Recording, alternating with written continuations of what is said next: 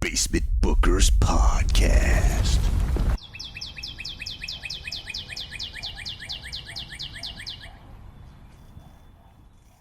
Hello, everybody, and welcome to the Basement Bookers Podcast YouTube show. I don't know, whatever you want to call it.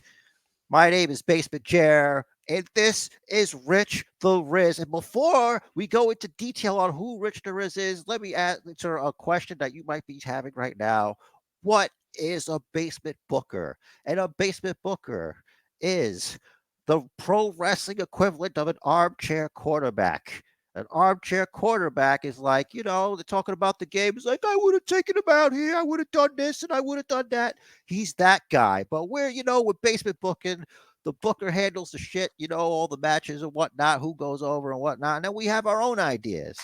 But more importantly, basements have been a huge part of our lives. And another thing, whenever they try to disparage us, they call us basement people. And that's why we've embraced the Basement Bookers podcast for 9+ years. That's almost a decade the Basement Bookers podcast have been that. I just wanted to get that out there and let you guys know about it.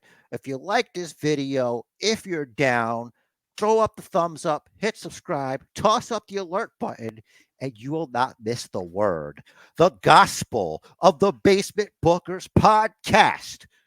But that's not important anymore because we got more important things. There has been a shift, a tectonic shift of molecular proportions.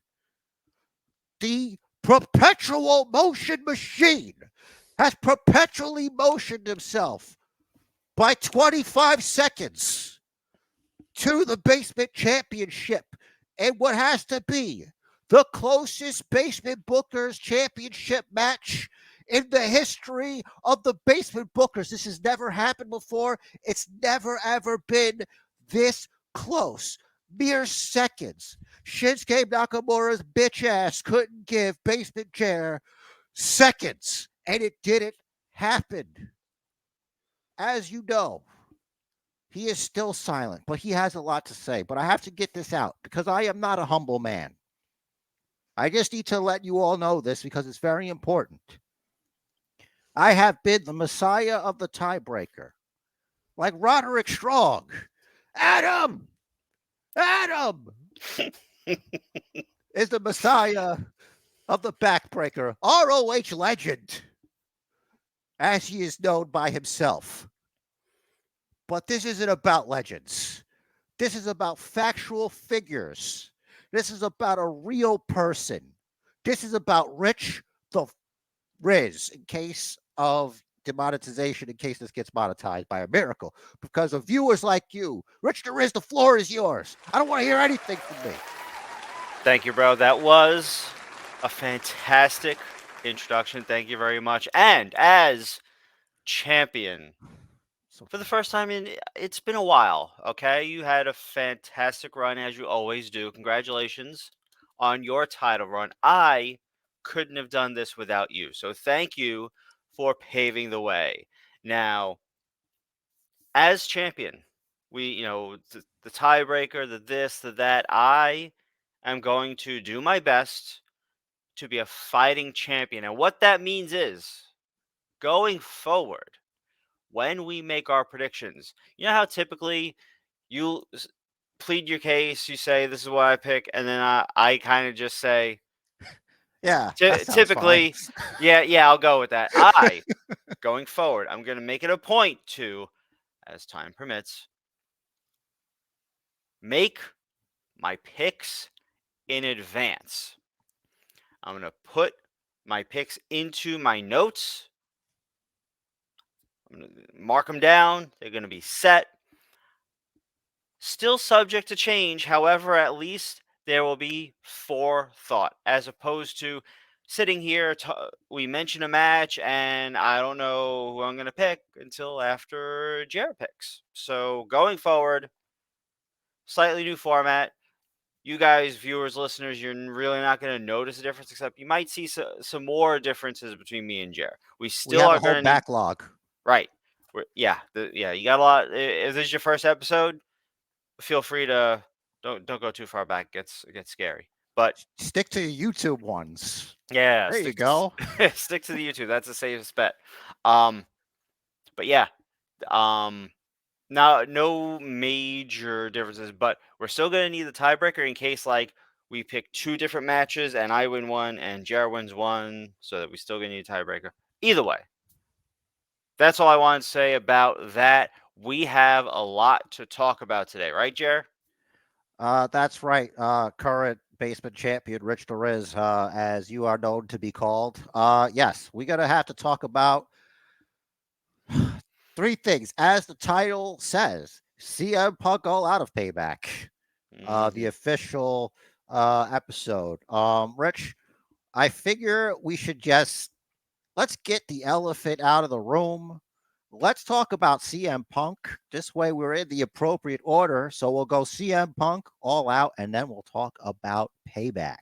All right. Whoa, thank you, other basement chair. Current basement chair here with current Rich Riz here. There. Sorry about that, you guys. It's just the universe. I haven't adjusted to this universe just yet because the other chair's from another universe.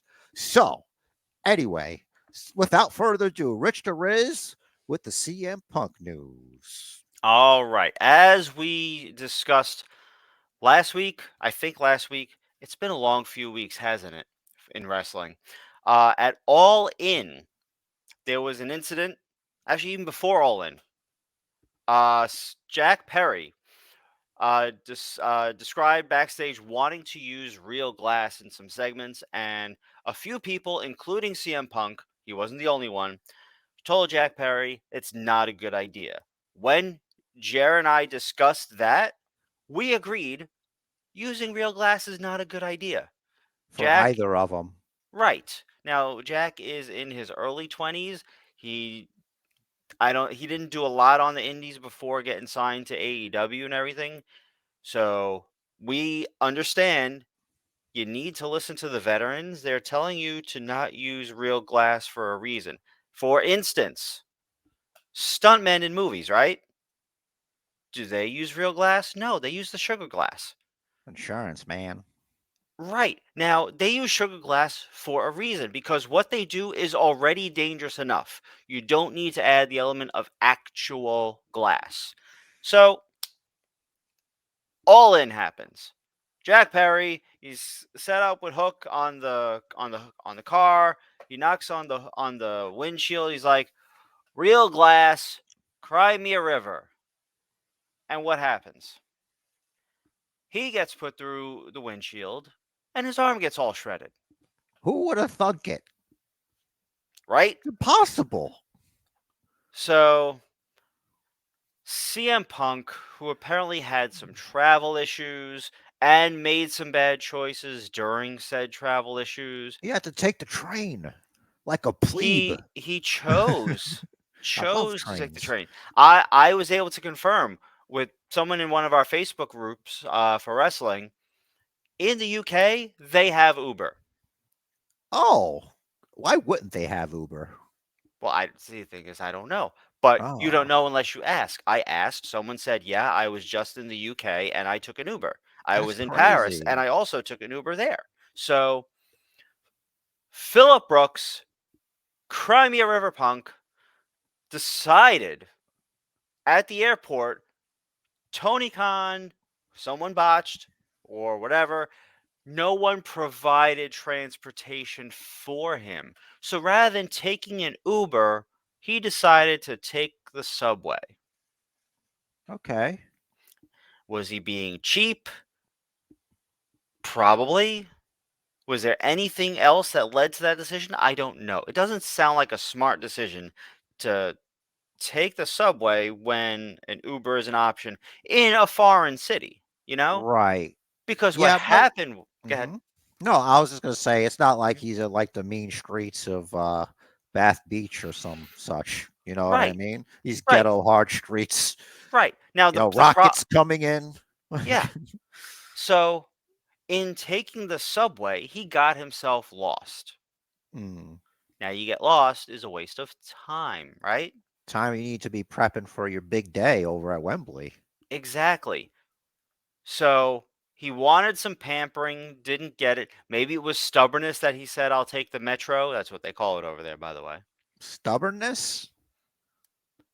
Or, like, I don't know. I don't know what made him take the subway instead of calling an Uber. Foreign Yeah, it's like, city, don't I'm a know your big way around. boy. I don't need you. I can take the subway like a Right, big boy. right. So, whatever. He got lost, got to the arena late. So he was in a not great mood. And then from his Would you be? perspective, hmm? Would you be though? Honestly, like I felt like for some reason, like as I'm listening to this story, I'm Hmm. picturing you wearing your CM Punk shirt and you're wearing like the CM Punk wristbands and you're like doing like an acting, like like a dramatic like reenactment like they do on those TV shows for like America's Most Wanted or whatever. Am I staying there on the train platform like this? Yeah, you're basically a caricature of CM Punk. And you're pouting as you're dragging your luggage and your bag to the metro. Yeah. Like back in the day, Rich, like that Rich, like that guy. Hmm. You're that Yep. guy. That's what I was picturing, man. You're so good at like in my mind. That's what I see. Pouting Phil, PP, Pouty punk. PP Phil, because he's PP, not punk indeed. anymore. Right. A lot of people that used to be punk rock, they're not so much punk rock really when it comes down to it. When the mystique is shattered, like that's Hmm. what the internet's done. The internet's exposed the fraudsters. It's exposed the posers. Like how like Rage Against the Machine used to be Rage Against the Machine. Now it's like Hmm. Rage for the Machine. It's like what happened to you? Instead of F you, I won't do what you tell me. It's F me. I'll just do what you tell me. You know what I mean? Hmm. Anyway, make punk punk again. Yes, make punk punk again, but whatever. Either way. That's So that beaten path I was telling y'all about in the intro. yeah. The I typed in the YouTube thing. That's what I was Hmm. telling y'all about. This happens sometimes. Yeah. So Punk's not in the best of moods, and from his perspective, forgive the phrasing, but this little punk kid calls him out on international TV. He went into business for himself. Right. That's a Shredding his no own no. I thought shredding his own dumb arm. So, that looked bad. yeah. So after the match, Jack Perry gets backstage. I don't know if he went up to Punk, if Punk went up to him. There was some sort of Punk went up to altercation. him, Mhm. according to most sources. Mhm. Most sources close to, around, or nowhere near the situation haven't told us really anything. Mhm. Because honestly, I'm looking forward to the eventual lawsuit so we can see the video and discovery. Because there's video. Is there?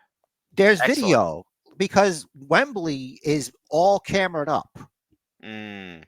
So there's no way they don't have the footage, which is why I think this saga is not quite finished. Mm.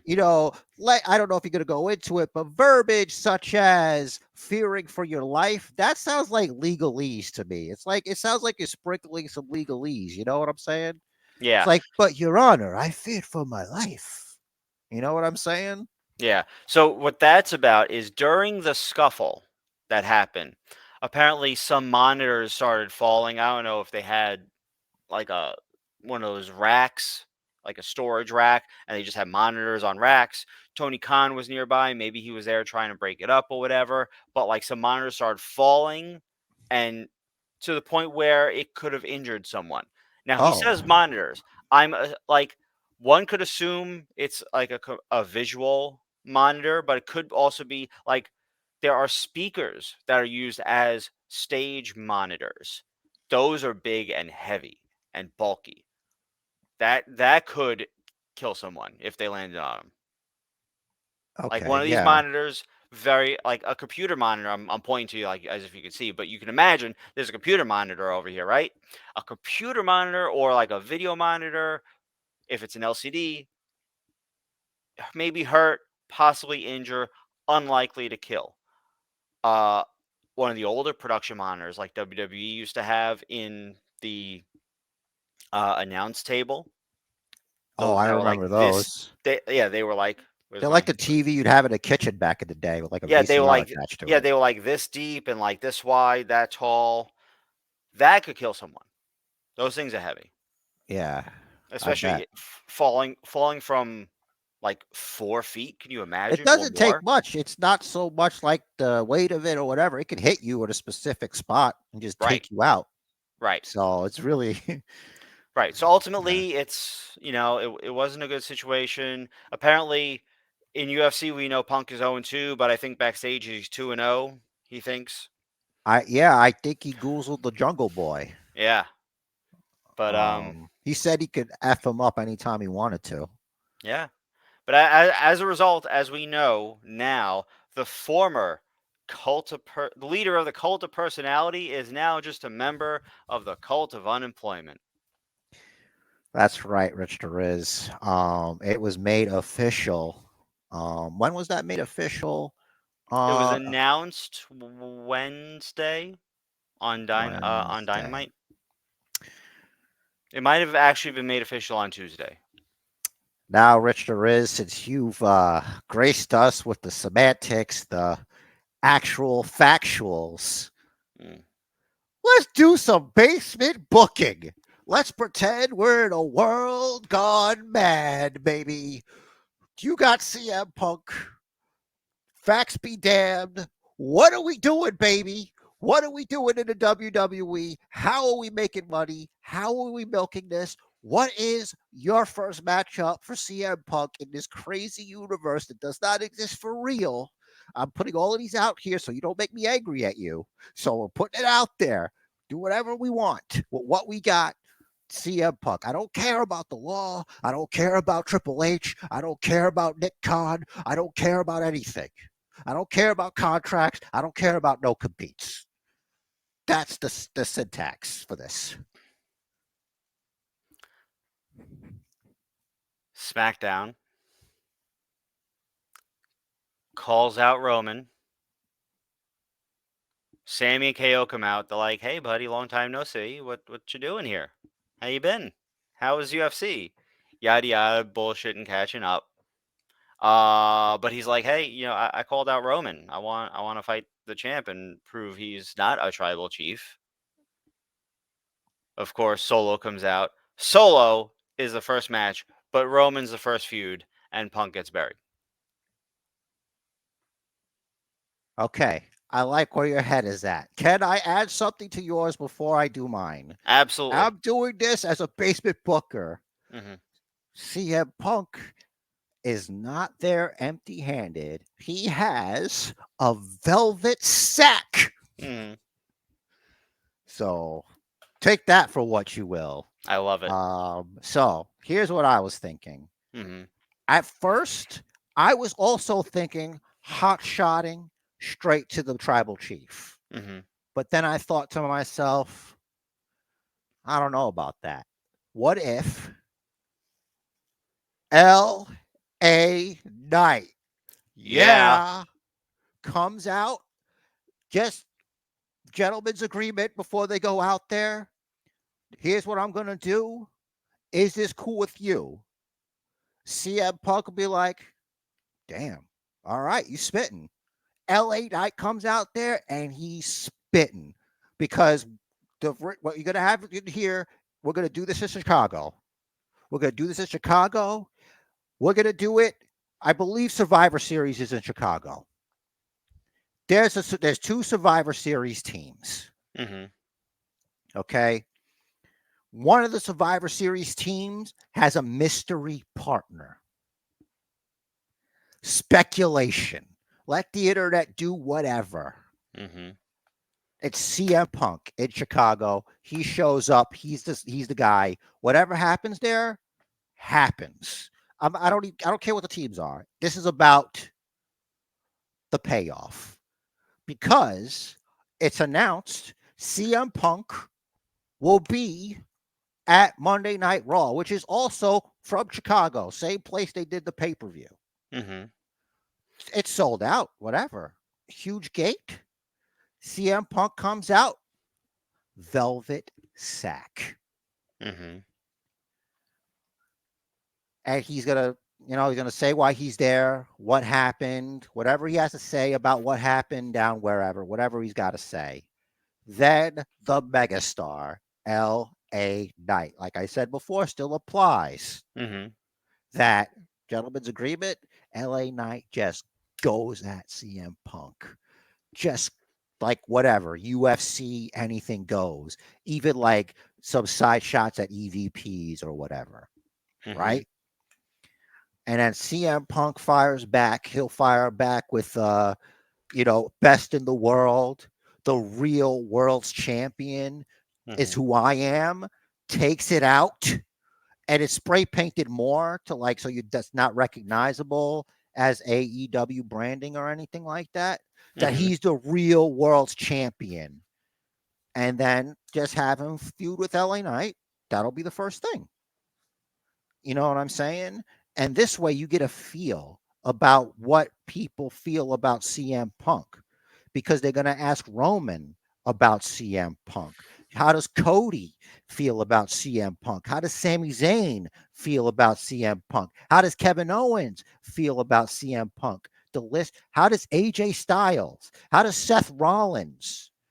Just think about all of these stories that are Mm-hmm. happening in the background around this LA Knight CM Punk thing Mm-hmm. because he's got no connection to him whatsoever. Mm-hmm. So the interest had peaked in all these people that are in his orbit. That's how I would do it. And then, we could talk about the Cody. We could talk about the Roman. We have to do real world's champion. We have to do winner takes all. Mm-hmm. And then have Roman just annihilate CM Punk. Yep. Like if you want singles match, if you want, he can stack them. Like whatever. One on one is my preference. Mm-hmm. You know what I mean? However it happens, we can still protect everyone. Everyone can just do great. So much money, God. Oh my God. And we don't even know whoever the Survivor Series teams, they're affected too. You Yeah. know what I mean? Because whoever brought him in, they brought him in. Mm-hmm.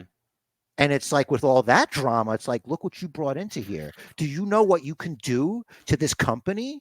This guy's a cancer. Hmm. It just writes itself. Like, Yeah. dude, basement book that shit. Mm. Book it. All right. 2 or 3 episodes of Battle of the Belts in one kind of. And that's not saying that like as a critique or anything. It's just how I felt about it. Highlights. Miro and Hobbs. Meat. We'll talk about that in the meat segment. They get the meat Mm-hmm. segment. There's a brave basement booker listener out there. Because we talk about meat slapping meat all the time. And I know we are of the same. We all love meat slapping meat. Like and subscribe for good vibes. All right. Done shilling. But yeah, Miro and Powerhouse. The whole Lana of it. I'm gonna wait and see. I'm gonna give it time. She is meat lover at CJ Perry, apparently, on Twitter. So whatever that means, I don't know if there's a gentleman agreement between Meat One and Meat Two, but that's none of my business. We're gonna keep it pushing before I get in trouble with Riz or the pig emoji comes on my face over here, it's like a pig that I would put here in the video editing software. It's gonna be right here now. There you go. Sorry, bro. I had to do it to you. All right. So there it is. And the savagery of Brander Dander knows no bounds. Tormenting the dreams and nightmares of one dapper yapper down there, probably having PTSD, past traumas over that. Rich the Riz, your feelings about All Out before I drag this into the deep water, brother. General feelings about All Out, like you said, kind of felt like a trifecta of Battle of the Belts. I kind of wanted to say, oh, the women had a great match, but that was actually it all in. Um, great, great for Saraya. I don't even remember if we talked about it. It's been We a did. long, it's been a very long 2 weeks for in wrestling. Oh, Um, brother, I had to edit this stuff. You know it, brother. You know it. But we're here, baby. Let's stay on plan with All Out. Dude, did you like it? Did you not like it? Do you want to so do like 1 out of 5? Whatever you want to do. I'll if we're doing 1 out of 5, I give it a solid 3.7. I'll say it performed, it delivered better than I expected because on paper it was just this side of mid, Mm. but um, good stuff. Again, meat slapping meat. CJ Perry coming out. We don't know the story. I'm certain we're gonna hear the story probably in some Miro vignettes because he likes to talk about his hot flexible wife and how he like whatever the story was that like his god isn't letting him go back to her, but now she came to him and it looked like he was confused and rejected her. So what's happening? Uh, you know what, dude? Since we're talking about it right now, that's going to be the first match we talk about. All Right right. here. And that's how you transition a screen, brother. Yep. So it's two meaty men slapping meat. Miro and Powerhouse Hobbs Rich, as you were saying, with the CJ Perry of it all, Mm-hmm. I believe that Miro is a strong believer in that women, like if you like were to empty your tank, as it were, PG, as it's to say, for or with or on or in or around a whatever your preference can weaken the body. So he's trying to store up his seed, as it were, his resources, if you will, so he can fortify his constitution. And that's why he's down with this God shit, because he's trying to keep away from that stuff. Hmm. Okay. He's not on any kind of hubs. He's taking away all extra sensory things and focusing on meat slapping meat so he can slap meat on his way to the top of the card and become the AEW World Champion. I just cracked it. I cracked the code right here on the Basement Bookers podcast. Hit the thumbs up button, hit the subscribe if you haven't, and I know you did. Be proud of that. That's high fives for you. 50 Oh. basement dollars. All right, great. Good. Perfect. Before I ask you, Rich, about this match, your Hmm. point of view, big happy birthday was yesterday. Manny is older than he was before. We're keeping it as vague as possible. We don't know if people want to know how old or young he is. Happy birthday, buddy. Thanks for checking out the Basement Bookers podcast. Never forget you, pal. Thank you so much. Rich, the Miro of it all, the Manny of it all, the meat slapping meat of it all. Do you agree or disagree? And have you practiced this technique that Miro is practicing? Obviously without the God stuff. Um. Sometimes I practice that. Mhm. It doesn't always go as planned, but that's neither here nor there. Now, the meat slap and meat,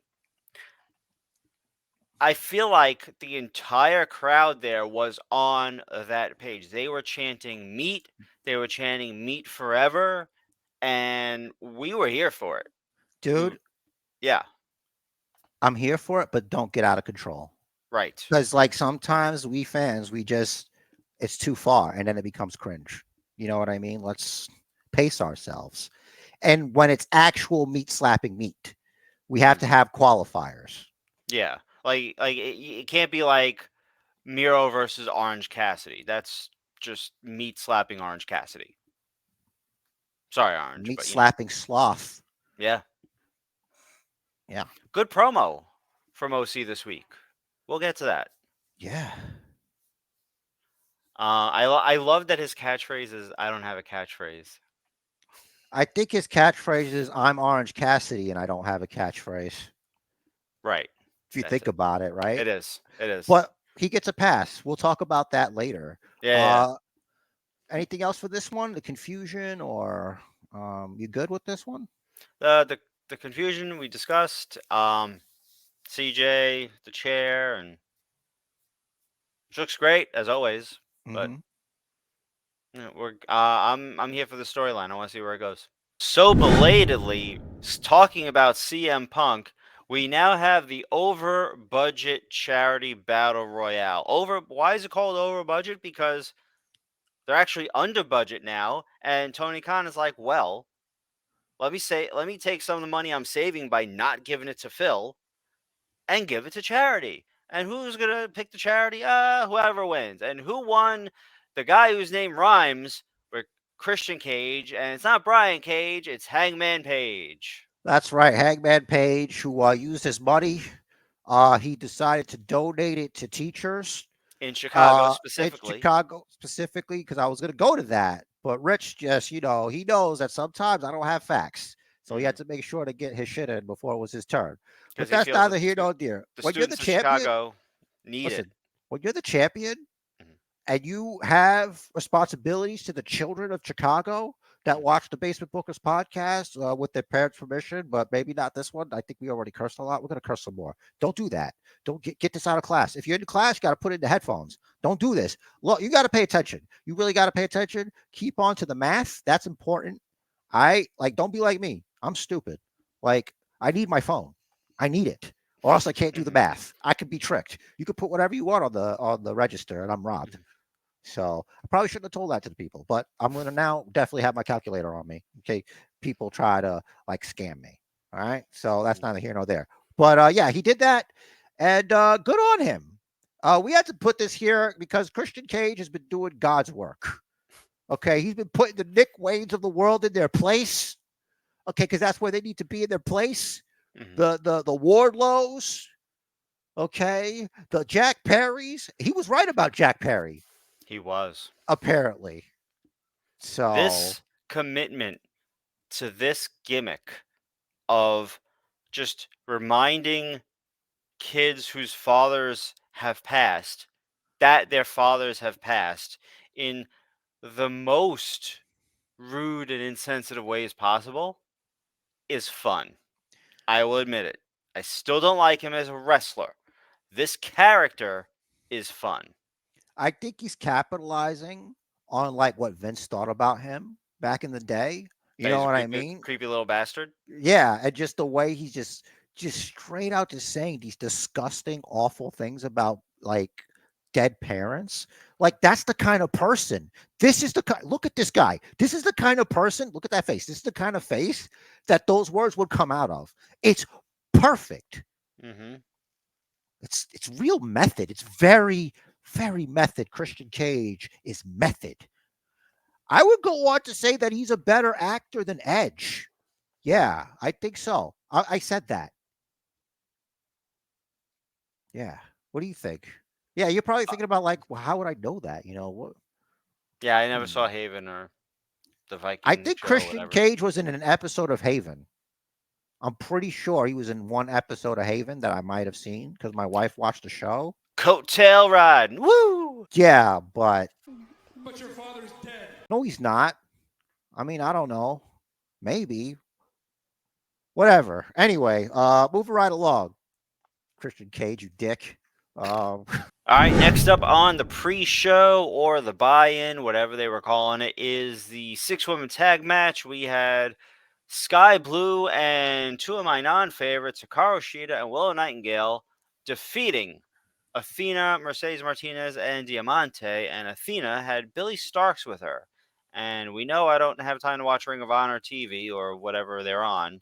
So there's something going on because we know Athena's a heel, Billy Starks is a face, and she's accompanying her to the ring. There's probably some sort of mentorship thing going on. a They mentorship program, like a big sister. Yeah, they Oh, okay. alluded to it on commentary, but didn't tell us what was happening really.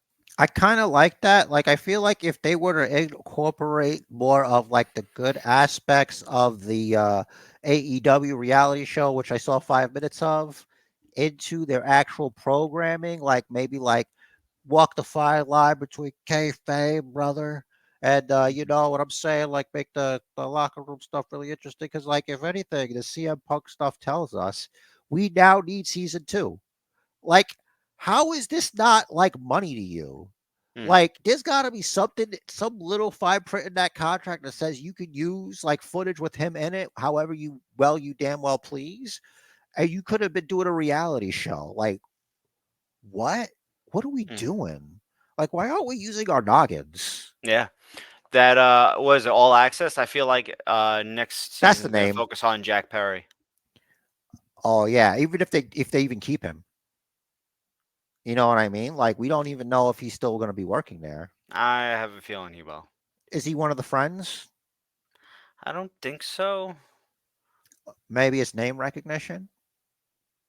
There's that, and He's young. he, It's his first right. offense, Yeah. right? Yeah. Yeah, he's. That's what I'm saying. Because like from what I understand, and by the way, this match was fine. I think it highlighted a lot of people's strengths, Hmm. and weaknesses too, but not to the point where it was like glaring or whatever. Like it's not. I'm gonna 3.5.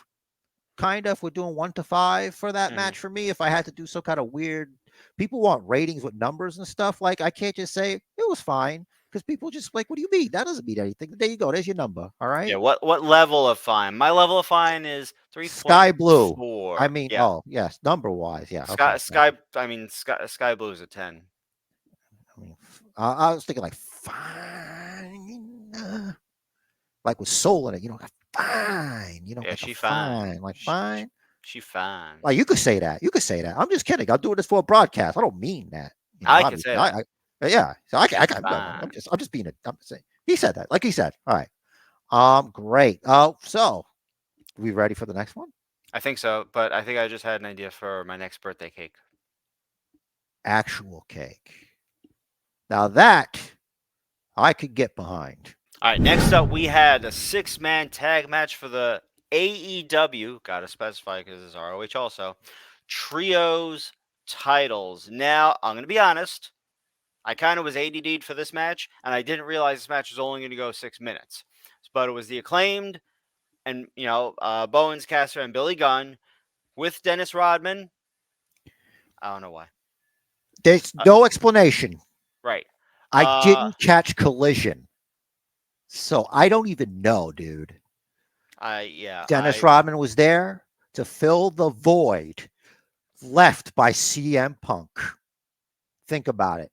To fill the gap that is CM Punk, they just inserted Dennis Rodman. Wow, that was easy. All right, moving right along. Match good, Jer bad. That's how I who they feel. face? Because you didn't let me say. Triple J. Yes. It was Jeff Jarrett, Satnam Singh, and Jay Lethal with Sanjay Dutt and Karen Jarrett.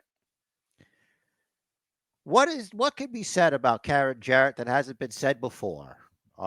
Really, Max Caster's really said all he's had to say about that, and I'd go with the rap. That's how I feel. And that's a wrap. Speaking of rap, there's really no rapping here. Correct. There is an R in ROH titles. Right. Right. Ring of Honor Tag Titles. Better Than You, baby. Defending against Dark Order's Alex Reynolds and John Silver. That match went 14 minutes. Apparently, like the Dark Order is getting serious now, according to commentary. Good. A lot good it did them. Um, I learned that Reynolds helped to train MJF early on in his career, so that's why he tried to do sportsmanship with him. Mm, So that's something that I know. Take that, people getting mad at me for not seeing things. I there you saw go. that. The story is, MJF's neck now, and boy, the Oscar caliber neck acting is just chef's kiss. Not really, Maxie boy. You got to take it down just a little bit, just a little bit. You get too whiny and bitchy for a face. Okay, you're not a heel anymore. Let's I get it, I get it. But Adam, Adam, listen. All right, I'll bring it up. So related to this, MJF's on the way out. Samoa Joe's on the way in. Samoa Joe does the thing. Now, we've discussed this ad nauseum on the Basement Bookers podcast, but this might be your first ever episode.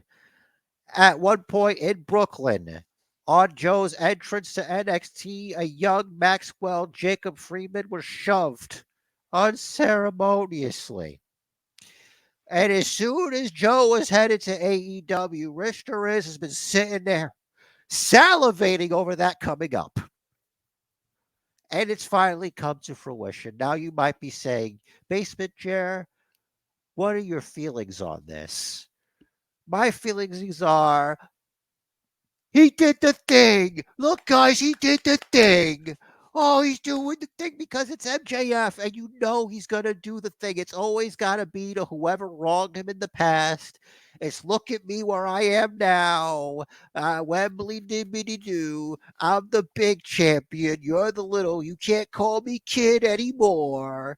Look, guys, don't get mad at me. Okay, I know he's our scumbag. I'm just expressing an opinion. I like the guy. We're practically cousins. I've lived in Brooklyn my whole life. We're cousins, kind of distant cousins. So I don't mind MJF. And plus, I'm a poor. He would hate me. So, like you guys, he really doesn't like us. But he's our scumbag. But listen, I just want to say, I saw all this coming. It's no shock to me. It's like he's got it in his contract. I get to get into an angle with people that maybe didn't treat me so good when I was a little MJF. And I get to tag team with Adam Cole because he's my hero. And I want to be best friends with Adam Cole. And I want Roderick Strong to be whiny little Adam. Adam. He's perfect for that role. He's Hmm. perfect. Good job, MJF. I've turned around fully. What a manic review on that, boy. So I never thought I'd say this. I love what they're doing with Roddy. I do. This podcast is full of revelations, people. There's a lot going on here. There's a lot of moving and shaking. I don't know what's happened. I'm confused. I'm scared. I'm starting to think we've actually slipped in to an alternate dimension. I like to think that as champion, I've grown, right? I've grown as a person. I still hate Roddy's acting, but this character that they're doing, the way he is portraying it, I love it. Poor, poor, poor Roddy with the neck brace, kicking the car. Adam, Adam. I He's love it. got he's got the right to be upset. The story is that Adam Cole was more concerned about MJF's neck than he Hmm. was about poor Ring of Honor legend Roderick Strong and his neck. I love it. Unbelievable. I love Just, it. there's supposed to be a brotherhood, Rich. There is in Hmm. wrestling with the Ring of Honor. So I feel like this is going to be like a resurgence for the Kingdom. Roddy's going to join the Kingdom. I don't know if they're going to get a fourth. They often have four. They don't always have four. But I still don't like Roddy's acting. I've said that. I still don't like his delivery. But the Adam, it's like the only thing he does really well, and he does it really, really well. I'll do you one better. Hmm. Secret Fourth Man. It's revealed to be the other one. What's the other one? Kyle O'Reilly. Oh, And it'll be Kyle O'Reilly like doing like the worst impression of himself. You know how like Roderick Strong right now is like the worst, but it's definitely the best. Like really right. leaning into his dorkiness. Uh Just huh. have Roderick Strong lean into that weird freaking look at me in my jean vest jacket and my stupid band shirt freaking have him act like the worst metalhead. You're just like, Adam, you turned your back on your bros or whatever you got to do. Like, I don't care. Just Mm. get him to be that ridiculous. Kyle O'Reilly doing Kyle O'Reilly But the doing worst Kyle O'Reilly. Jason Newsted. Yeah. Yes, do that. Do that. And it's perfect. I'm telling Wait, you guys, you got money here. wait a second. This Roddy is like Lars. Dude, He's you're doing it. whiny, he's bitchy for no reason. Kingdom is Metallica. Wow. But the worst version of Metallica. Yeah, the ones that killed Napster. Dude, they should have Roddy bitch about Napster just randomly out of nowhere. I feel like that. I feel like Then that they're wouldn't like, have. and then you'll have like the old people be like Tony Schiavone be like, I know what that is. Oh, Oh. yes, yes, Or you'd be like, yes, even I know that's dated. yeah, That's dude, basement booking. dude. This is great. I love this Yeah, kingdom. I love it the is. Metallica kingdom. The best version of Kingdom is the worst version of Metallica. Yes. Fucking A. All right. So now that we actually have stuff that I prepared for, Samoa Joe takes on Shane Taylor in this epic contest. Not so much meat slapping meat, but like if you were to like walk down the street, right? And you saw Shane Taylor looking at you like Shane Taylor is in this image right here. You'd cross the street. But guess what? You cross the street, and then there's another gentleman walking towards you that looks like Samoa Joe. What the fuck are you supposed to do now? Turning the fuck around. You walk in the street because it's safer in the street with traffic than it is against either one of these probably really nice guys, but look very scary. Hmm. Uh, I did not see as soon as that happened with Samoa Joe and MJF. This only went one way. This went Samoa Joe dominating Shane Taylor, and that's what happened. Second shortest match on the entire card at 6 minutes 25 seconds. We appreciate the work rate. We appreciate the hard hitting pain. But Samoa Joe did what Samoa Joe do, and that was an end for Shane Taylor. You want to go night night? I don't know. Say something to Samoa Joe, Thank you, dude. Samoa Joe. If Samoa Joe beats MJF for the World Championship, which he won't, because like I said, it's the MJF "You Were Mean to Me" revenge tour. It's in his contract, so he's going to Hmm. beat anyone that's in that spot. They Right. just lose. There's Hmm. no way around it. I really wish they'd give it to Joe, especially with hearing that he's like a locker room leader and like he handled that Punk situation. Hmm. That I don't know, at least something. But you know what? He's the king of TV allegedly, so that's something. That's right. That's not nothing. These titles mean something. He beat people. He beat people up. Yep. He just ask Shane Taylor about Samoa Joe. Is he awake yet? Ask MJF about Samoa Joe. And he didn't even fully assault him. Hmm. He only got half the Samoa Joe experience. Hmm. Half. You know what? I go on to say a quarter. He got a quarter of the Samoa Joe experience. Hmm. Next up for the TNT Championship, we had Christian Cage accompanying the actual TNT champion, Luchasaurus, against Darby Allin, who had Nick Wayne with him. Of course, we had the Christian Cage, Nick Wayne. You had a father, but your father is dead. And to be honest, I don't really remember the match, but Luchasaurus won. Yeah, Luchasaurus defeated Darby Allin. I believe he was empowered.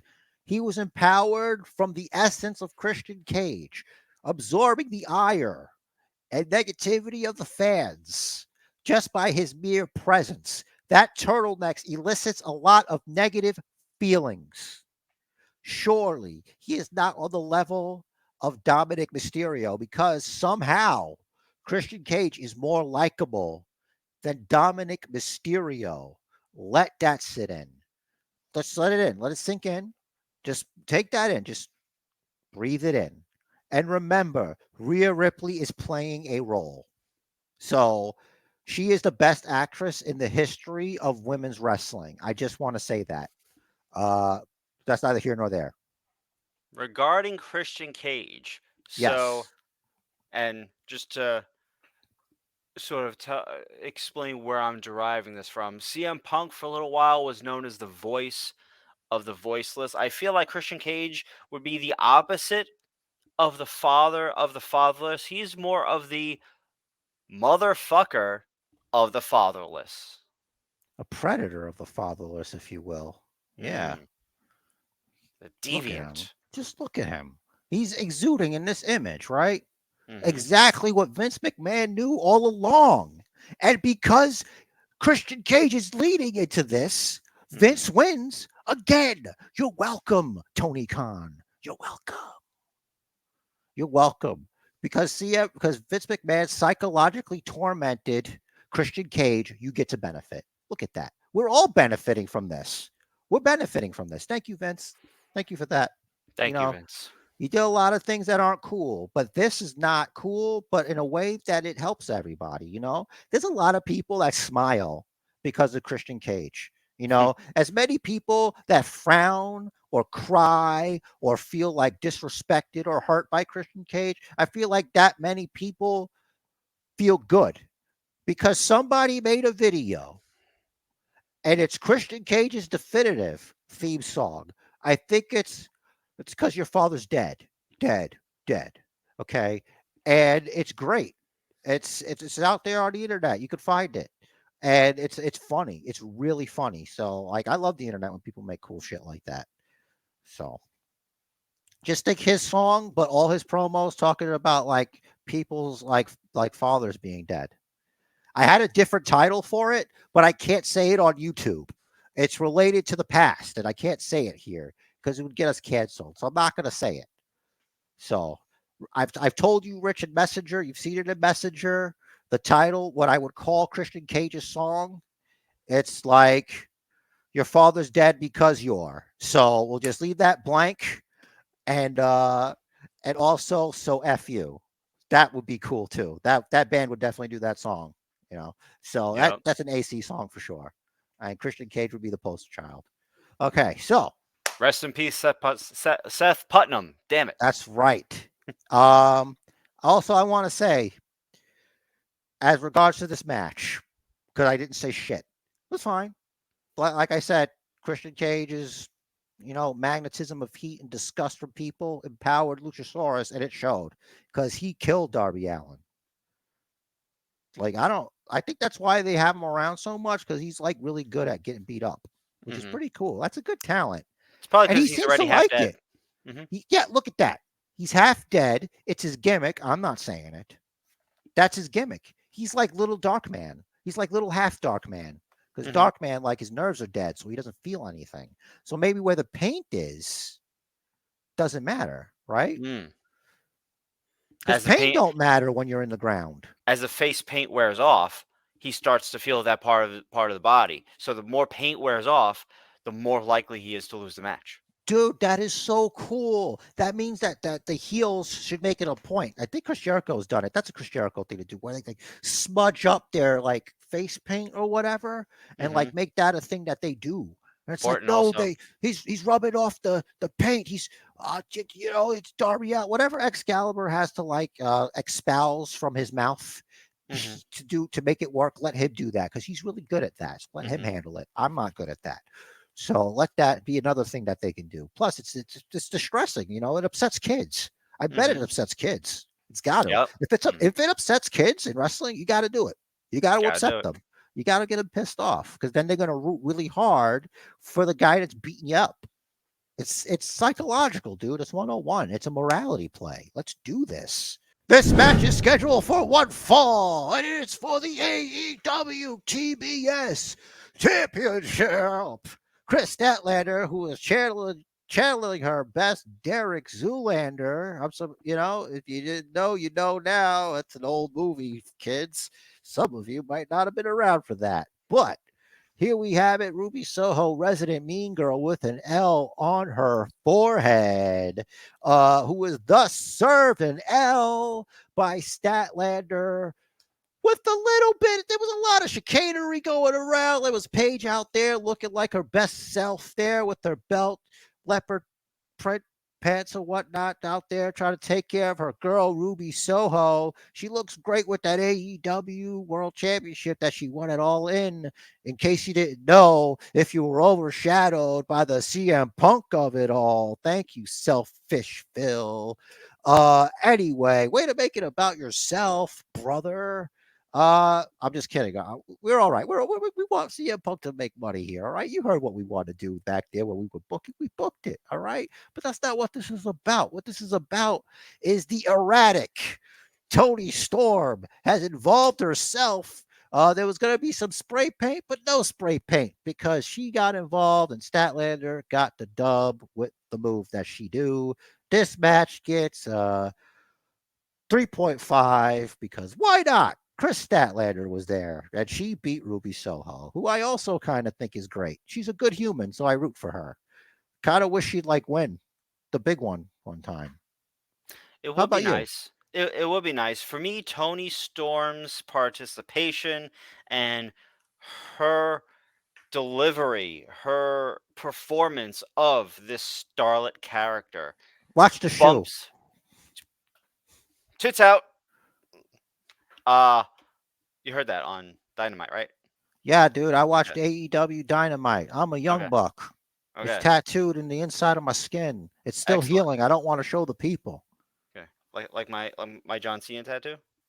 Yeah, and my Kenny Omega tattoo. It's actually across my chest, Mm. but I can't show like it on camera. Right. Right. So Tony Storm bumps this match to a 3.8 for me. This Tony Storm, I love it. Like it's a brand new character. We've seen it evolve over the past 3, 4 weeks, maybe. Not even kind of not even, but like it's gotten better slash deeper since Saraya won the world title. I love it. I love this Tony Storm. She's a little crazy. She's throwing her shoe at Renee. I I mean, love it's it. just nice when someone has like a character Hmm. at all, I guess. Like it's not exactly revolutionary for me, but I like it, even though it's like one of those things where you look at it's like, did you do something with your hair? Someone's like, hey, you know what you look like? And you're like, and then it becomes like this great thing. So you know what I mean? So it's just nice that there's like a character. And that we have to the fact that we have to treat that like it's a nice little treat. It's kind Hmm. of like, you know what I mean? But it's nice to have a little surprise there. Roderick Strong, he's making a character. Adam. Ruby's got a character. I'm not sure what Chris Statlander's doing. Like she's the TBS champion. She's human. She's the one Uh, that she speaks ASL. I know this uh means champion yeah, or I saw something like that. She's okay, but like Sign Gal, like that sounds like a tag team partner for Sign Guy. that. You know, Hmm. um, but either way, she's great. She's fantastic. I just think like outside of well, if we're talking about characters, like Ruby's got a character. Her thing is like her thing. You Hmm. know, And um, Statlander, she squats interviewers. yeah, she's strong woman. All right, we Hmm. could do that. I'm down with that. Brolic stat. This match is scheduled for one fall out. This is Brian Danielson, Daniel Bryanson, Ricky Starks, baby, in the trauma of the Dapper Yapper being revisited upon him in a nightmare scenario. More blood, more guts. Everything Brian Danielson loves.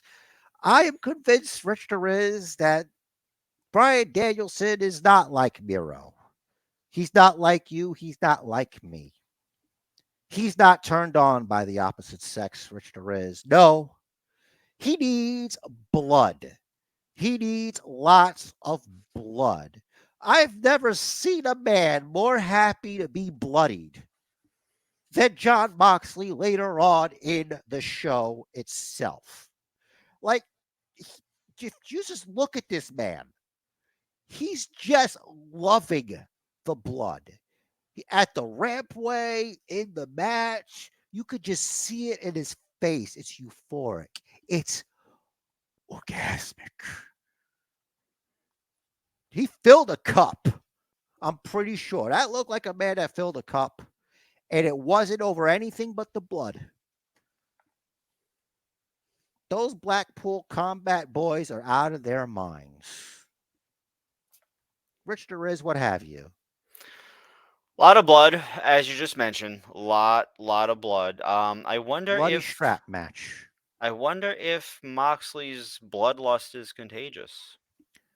Dude, I'm starting to believe it's always been there for Daniel Bryanson. He's always wanted to do stuff like that, and they won't let him. Like, you've heard the stories.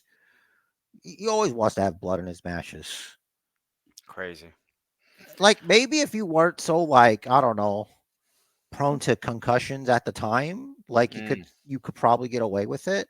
But like if you have like a reputation for being like, I don't know, to the point where you shouldn't be doing it anymore, you know what I mean? But thank God you got better, but like you probably couldn't, like I would understand if someone's nervous about letting him do certain things. Yeah. But he seemed fine here. He's in his Mhm. element. What am I going to do? I'm not his fucking father. Christian Cage knows, but I'm not saying anything about that. That's right. We did report on that Dude, way back. I'm starting to think that Cody is not the only final boss. I mean, for Christian Cage, could you imagine trying that shit with Bryan Danielson, who's like so grounded in reality and facts? That's not going to bother him. He Mhm. doesn't give a shit. He's just going to beat the fuck out of Christian Cage.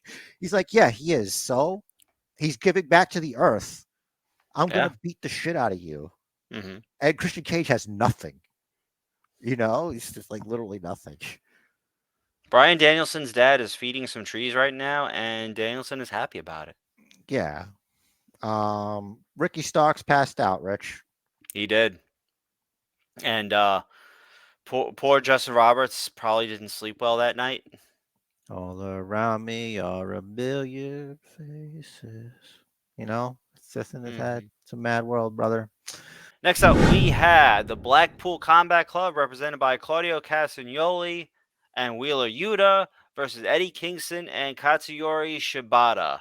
Unfortunately for me, this is another match I kind of either mentally zoned out for, or it's just been, like I said, a very long week, very long 2 weeks for pro It's hard, wrestling. dude. You work Yeah, hard, you commute between your jobs, you know what I'm saying? And then like the wrestling on top of wrestling, on top of wrestling, so on many top of hours. wrestling. So So many many hours. hours. It's like it's a lot of subtraction, and then we subtract that and we try to make a plus out of this. So let's do this. This match had everything. It had Eddie Kingston slapping the machine gun chops that I'm really getting sick of. We got Shibata, who's just one of the, if not most respected legends in all of Japan. Definitely a top 10 all time talent out there in the land of the rising sun. Um, Mm-hmm. Claudio Castagnoli. He's run championships all over the world. Pound per pound, one of maybe, if not probably the strongest, depending on who we're booking him against, people on the roster, obviously.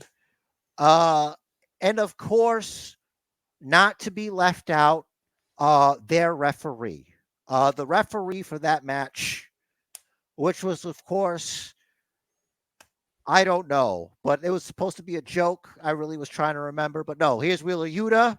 Wheeler Yuta has also won championships in Ring of Honor. And what a chin. He's got a chin, man. You know what? Say what you want about Wheeler Yuta.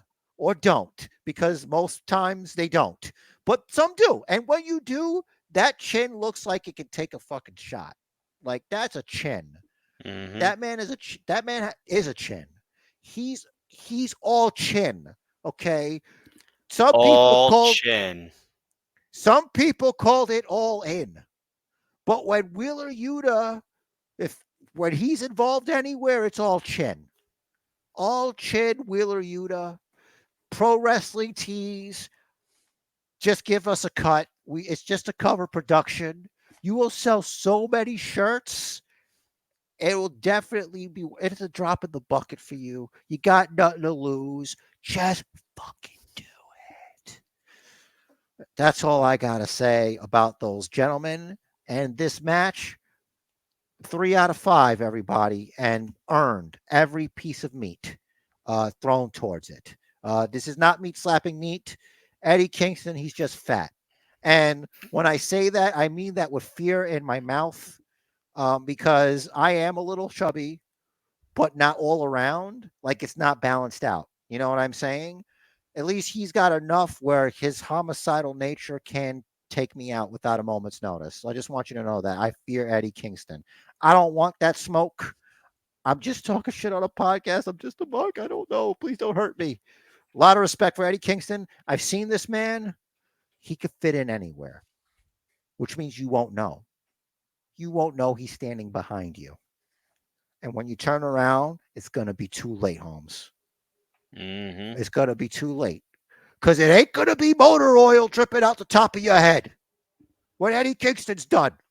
Yep. So the Combat Club won this with a European uppercut on Eddie Kingston. It's about time. It's about time the European uppercut was given the respect it deserves. Mm-hmm. And I got to say, I wonder if that's an Eddie Kingston idea. Let the finish be a European uppercut. Who Put the cares? move I over, don't. man. Come on. Who cares? I don't know. Like that. Who cares? I don't know. I don't know nothing. Let's do it. I don't know. It's Our my kind of interaction, guy. our interaction with Eddie Kingston at that show was great. You know my autograph. Mm-hmm. Yeah, no one wants my autograph. Yeah. I wasn't gonna fight him on that. That's how scared I was. Like, no, I don't. You said I don't. I don't. Next up, we had Konosuke Takeshita versus Kenny Bagad. Oh, mega. I don't know I why I really thought. like his theme music. I'm not gonna lie. Kenny? It gets stuck in my head. Yeah, it's It's pretty very good. like video game. I Yeah, really enjoy it. it's on brand. Yeah. I wonder if I could play it during streams so I could just have it playing in the background because I love it when it comes up in Fight Forever. It's like my favorite. I'm about to take out every other song except his and the 8-bit version, and that'll be the only thing I hear Mm-hmm. because they play too many bad songs. Yeah, I remember watching you play some of it, and it's like, what? This isn't in the. This isn't on TV. What is the song? It's bad. Anyway, so we had an appearance from Don Callis' best friend, the Screwdriver, which I mean it makes sense because he loves screwing people. It used to be my best friend, but then the hangovers came. Yes, yes. So yeah, we had some Screwdriver shenanigans. V trigger, but Takeshita took the screwdriver. Ref saw him take the screwdriver, and then Takeshita beats Kenny with a running knee. Yippity-doo. They're really high on this Takeshita guy. He's got a dub over Kenny Omega, Screwdriver or no, twice. What is it? Two Well, wins over Kenny in a week. yeah, this is Kenny trying to build new talent, I think. This looks like Kenny Omega written all over it. I liked it. I thought it was cool.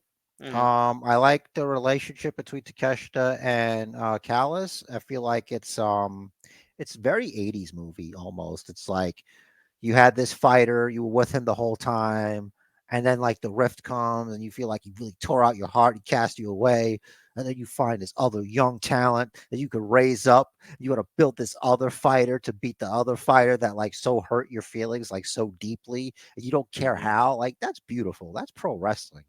So that bumps this up to a 4 with the 4 stars for Chi Town over there. Definitely that was a 4 for that for me, simply on the storytelling aspect of it. Hmm. I love how strongly Don Callis leans into every character he does, particularly I mean, he's so good at being a heel. He is so unlikable. It's really good. And I really think he uses makeup on that scar every week to make it more pronounced than it normally is because that's a dark scar. Yeah. Could you imagine if like they did an angle in this mysterious universe we just created, the one we were talking about where CM Punk is back in WWE, but like in this one, Hmm. Dominic Mysterio winds up on AEW with Don Callis as his manager. And he's feuding with Buddy Murphy, right? Hmm. And Buddy Murphy is also a heel, and for some reason has Vicky Guerrero in his corner. Now, just imagine them just trying to speak. Like, that's a lot of heat. That's a I, heat. I feel like we go back to like the 70s and the fans would just riot. Yeah, right. It's like, wait up, I gotta get rid of that forever. That insufferable. That's actually too much insufferableness under like one roof. I think they're lowering Dom's microphone when he talks also. Dude, it's the opposite of piping in the crowd, right? Yup. Like, they Like they're hate all him. gonna boo you when you start talking. We're They gonna we're hate gonna him. make it more pronounced by just lowering the volume on your microphone. They hate him everywhere. Hmm. Like the fact that I would go far as to say that the majority of the audience are simps for Rhea Ripley, and it makes it even worse that that Dominic Mysterio's there. You know what I'm saying? Like they hate him already, and now they Hmm. got this. You know, they already feel like he's a spoiled, entitled piece of shit. Hmm. And then he's like with the best girl in some people's opinions. Hmm. And it's like, oh, this guy sucks. I hate him. You know what I mean? And that's good heat. Yeah, it's this fucking guy heat. For somebody to have that kind of reaction anyway. Like if that was a face pop, that's almost like the heel vert. Like it's like a John Cena pop, but like for a bad guy, you know. But that's that kind of heat that he's got. Yeah, it's incredible. Yeah, that's nuts, dude. Like CM Punk in Chicago during the WWE days. Yep, but the opposite. Yeah, you probably couldn't hear yourself think. Next up in our co-main event of the evening, it wasn't billed as that. AEW doesn't seem to bill co-main events, but whatever. It's what it was. The Bang Bang Gang versus FTR Bucks, and Buckfutter. yeah, I'm not a fan of the Bucks. I like what the Guns are doing. Are I'm you still like not this? Are you like nah, I'm Dax? like this. Got you. Guns up. Jay White. Jay Oh, White is so good on the mic. for a Juice second there, I Robinson, thought yeah. you were talking about Cash Wheeler, but I'm Ah, no, because then it would be that. But Oh no, yeah, okay. guns up. I mean, like Jay White is great on the microphone and great in the ring. Juice Robinson, he has. I can't even explain what this character is other than wacky caveman looking dude, All right? the character in the group is Juice Robinson, I think. I gotta Jay say, White like, Jay White has a bit too like so Jay White is doing his own thing while Juice Robinson is doing Super Juice Robinson. Plus he has uh what do they call him, Card Blade Jay White that he carries around. yeah, you know how in a painting, right? Mhm. Just to express what I'm trying to say, like like Jay White is like the main focus of the portrait here that's being painted, right? But Mhm. then you're looking at it and you're like, this needs something. And I feel like that something is what Juice Robinson brings for the table. That's what I was trying to say. Mhm. So like he kind of makes it pop makes the painting, the portrait pop is what he does there. I'm not saying that Jay's not good. I'm just saying that that little extra, that Juice Robinson makes the portrait. So I used to buy cookies from a buddy of mine. He makes very good cookies, by the way. And like there was something about them that seemed familiar, and like it seemed like it was emphasized. I'm like, what makes this so good?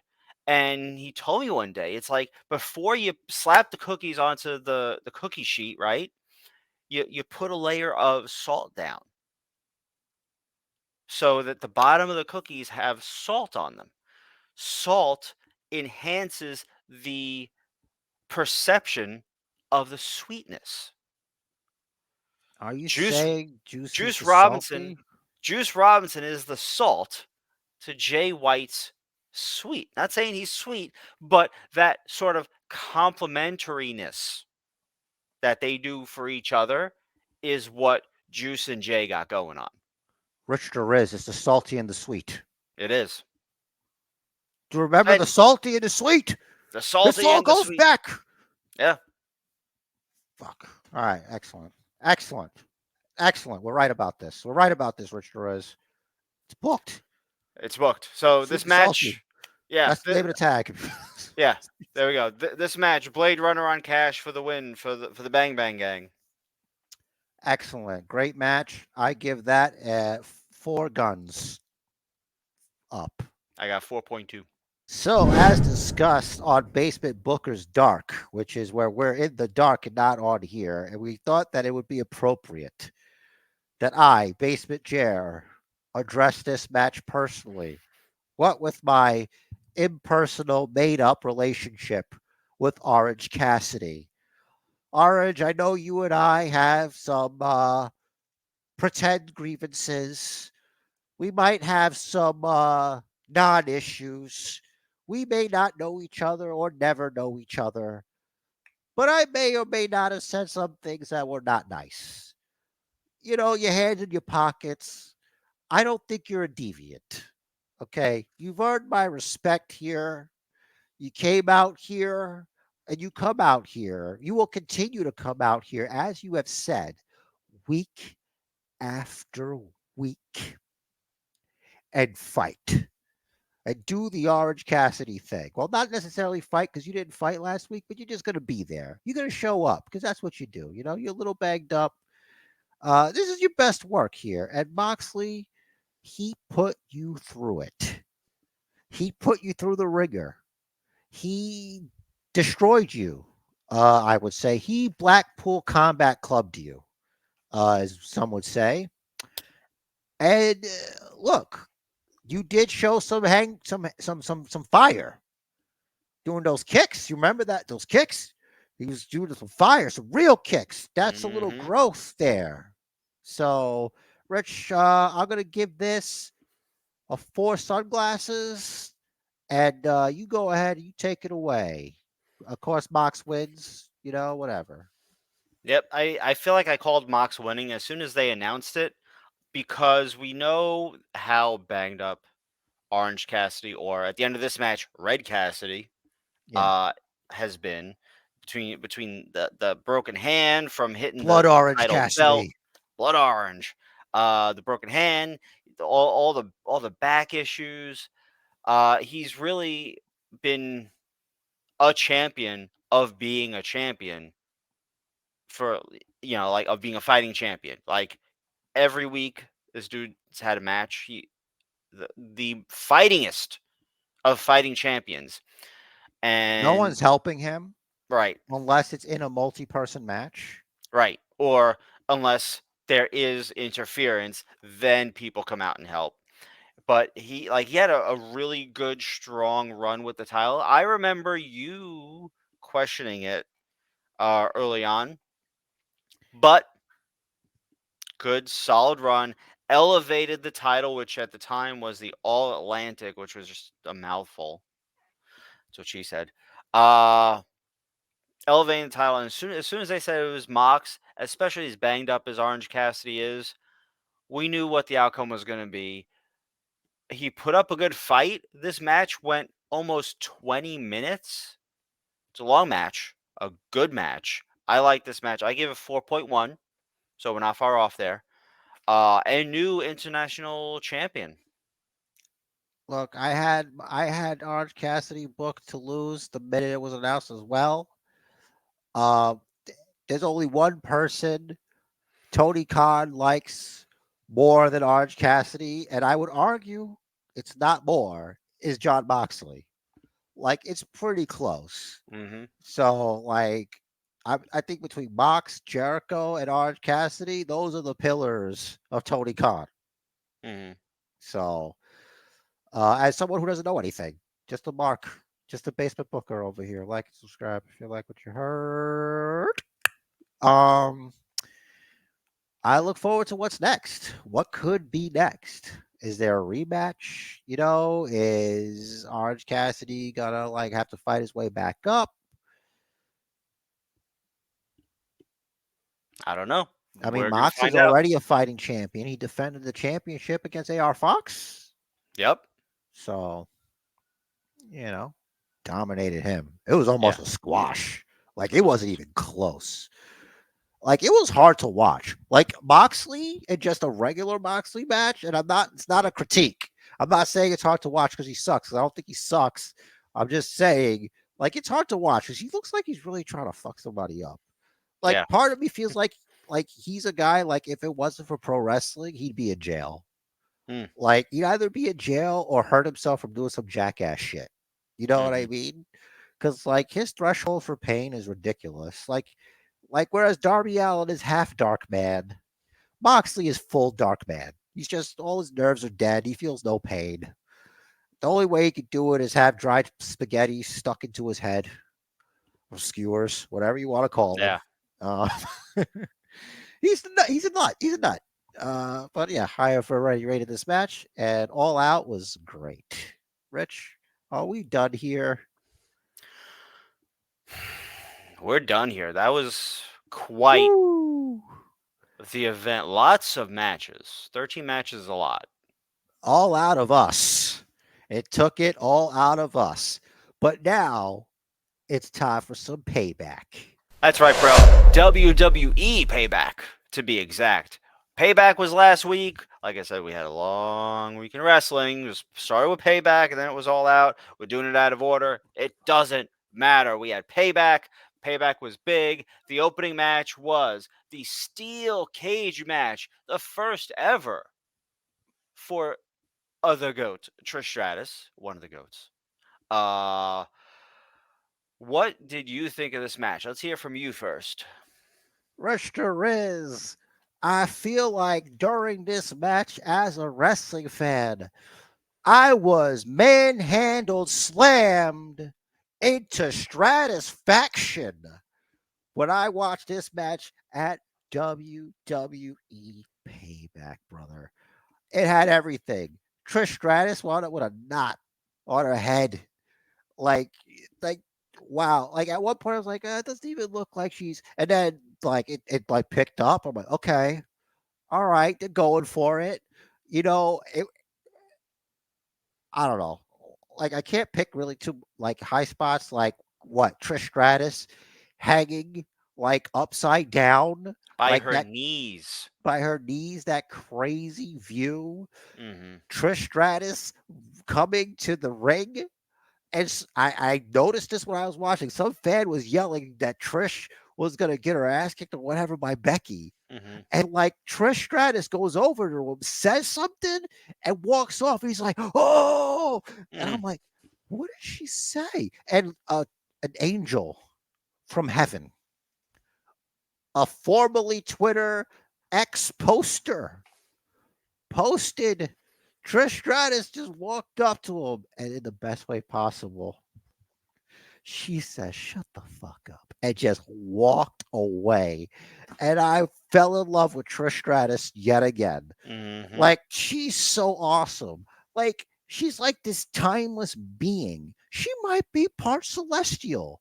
Like, she's like how far along in this life, and she can like put like many women to shame. It's ridiculous. And she's still cool. Like to be able to do all those things and still be cool and just be respected for the work in itself, and like looking like an ageless celestial being is just like an addendum. That's Mhm. an accomplishment. You need to go into Hall of Fame twice. Hashtag thank you, Trish. There's got to be Hall of Fame twice just for that. You need a new category. Yeah. Bump the Warrior Award winner for that year. I don't give a shit. As a matter of fact, this is some Warrior Award level shit. To be able to see this, do you know how many downtrodden people were lifted up by seeing Trish Stratus at Payback against Becky Lynch? A rising tide lifts all boats. Look at Zoe Stark. She went out there, she turned babyface, got dropped by Shayna Baszler on Monday Night Raw, but Shayna Baszler is the new baddest woman on the planet. You got to think about it that way. Mhm. Every character, it's like a video game, baby. We all got attributes. There's different attributes. It's just that Shayna Baszler had the attribute to kick the shit out of Zoe Stark. And Zoe Stark, I'm still high on Zoe Stark. I think she's good. I liked her at NXT. I like her here because what you see is what you get. And she'll make sure you get all of it. But the winner was Becky. And the man is back. What's next for the man? As Basement Jer predicted, the NXT Women's Championship. Rich Riz, share with the people how you feel about, to me, this 5 out of 5 for me. I gotta give it to him. This is a 5 out of 5 match for me. This is a five. This is a five for me. Very strong match. I'll say 4.9, 4.8, Uh, 4.85, 4.85. I Uh, appreciate that. I did like it a lot. To answer your unasked question, Trish Stratus will turn 48 in December. Yeah, I just want to leave it alone because it's kind of rude because she's a lady. But okay, that's cool. She's a superstar. They're all superstars. Superstars is genderless unless we're talking about intergender matches. I just finished putting her on a pedestal. I She's up have to there. I have to white knight this. All right, I don't have a choice. I can't counter my character, Rich Riz. My programming is set in. She's a lady. My She is point a lady. here, my point here is it takes a lot to perform at that level. To do so at 47, almost 48 years old is phenomenal. All It, right. it it just goes to show you, like, if you didn't see Trish Stratus then, Trish Stratus now has not missed a step. This heel run is so good for her. Maybe she's not amazing on the mic as a heel. She is very good on the mic as a face. Maybe she's not amazing on the mic as a heel, but I like that though. I like her mic work as a heel. I don't think it's bad at all. it's good. It's not great. It's very good. It's very strong. I'm There's not simping for Trish Stratus. Don't write that in the comments. I see it. I can read it down there. I'm just acknowledging the celestial being. Thank you, Trish. Thank you, Trish. Thank you. Like I will manna say from it. the heavens. Thank you, Trish. Yes. To perform at the level she is performing at is amazing. And the fact that she is obviously getting younger talent over, the way she elevated Zoe Stark. Yes, Zoe lost the one match against the new baddest woman on the planet. Zoe will absolutely recover from this. Zoe will only be better for the entire period of time that she was with Trish Stratus. Becky, let's not gloss over Becky's performance in the match. Becky, of course, was great as well. She always has been. The manhandle slam, I think, was from the top rope for the one, two, Superman three. handle slam. That's right. Or an avalanche manhandle slam, as they sometimes call those. That's Um, true. Yeah. yeah, very strong opener. I loved it. All right. So here we are going through the same thing.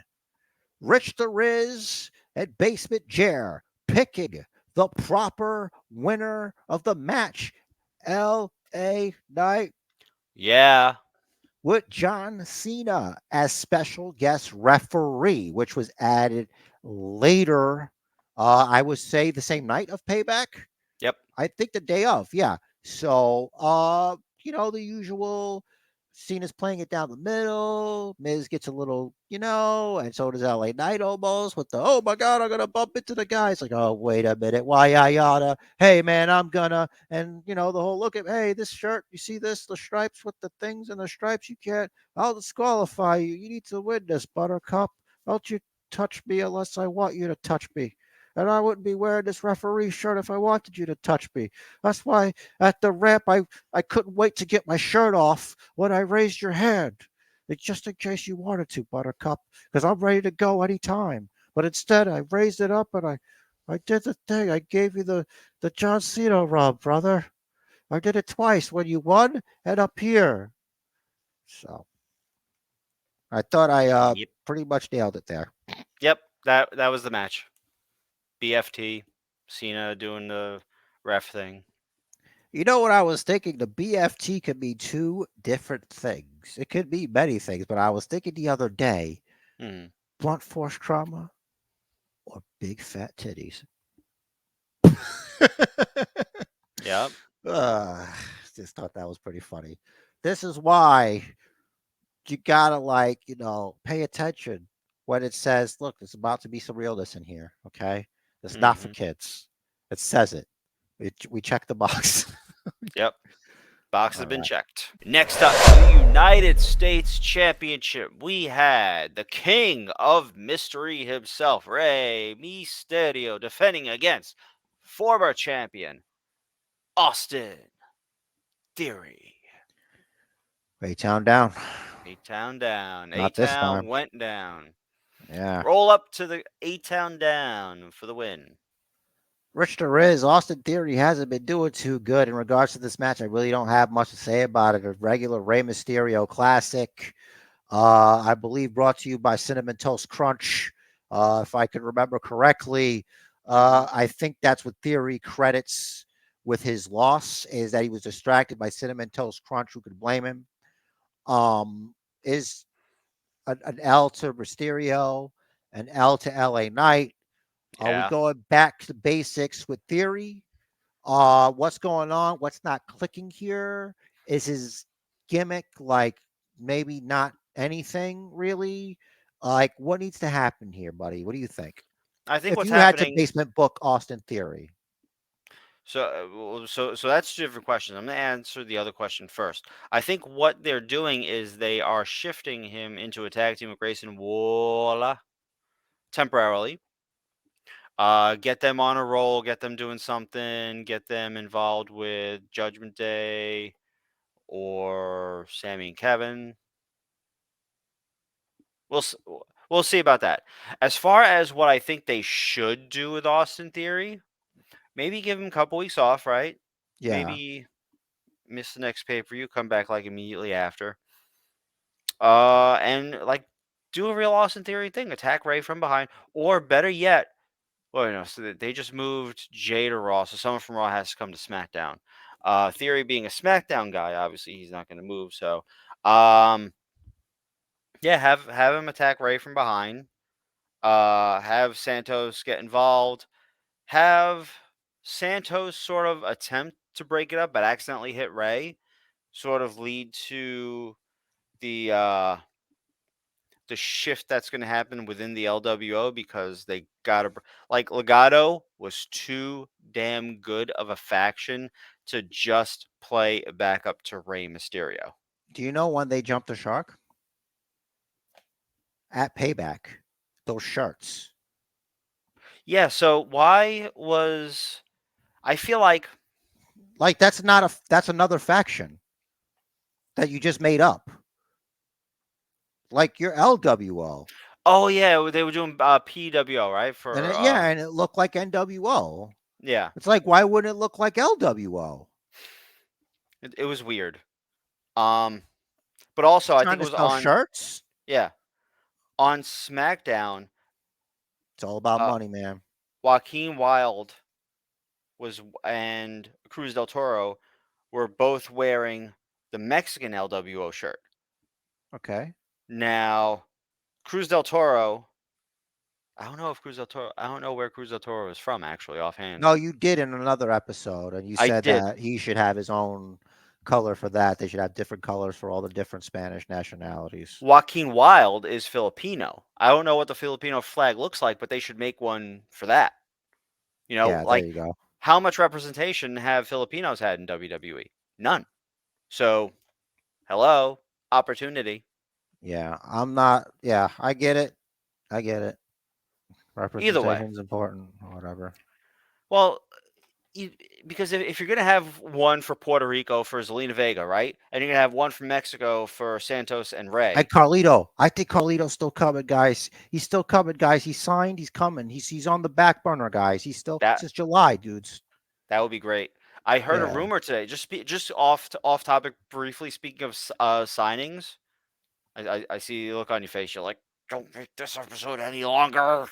Oh, I'm just trying to emote because I'm Okay. like, what's happening? What is this a surprise here? Um. It's also hunger. It's Yeah. hunger. Okay. So, there are rumblings that secretly signed AOP. Yeah, I heard they've been signed for for NXT with Ellering. Interesting. The package, yeah. So they need a mouthpiece for sure. NXT they definitely run through them all. I don't know why they wouldn't put Ellering's him still on. around, right? Is he? Yeah. He okay? Because I I want to I say, oh my God, I no. don't know why they wouldn't put him on the main roster. They had brought them up to the main roster Yeah, but there might be a reason why they didn't go anywhere. because they didn't have Ellering. That's true. That's Ellering right. didn't. They broke him up. He went up there Ellering with Seth, basically. Eller and they broke Ellering out because he didn't want to do all the traveling. Yeah, they were basic. Maybe that's why they started to NXT. Why don't they He's just get like, another mouthpiece for him? because they don't. They're probably like, we're not doing it without Ellering, you know. And it Hmm. worked with him before, but it's like he's older now. He's a lot older now than he was before. How's that going to work? And yeah, I understand. That's why the travel, because he's an older gentleman. Hmm. So Like if I anyone don't. paid their dues, it's damn Paul Ellering. Yeah, but like I get Pretty it. Paul.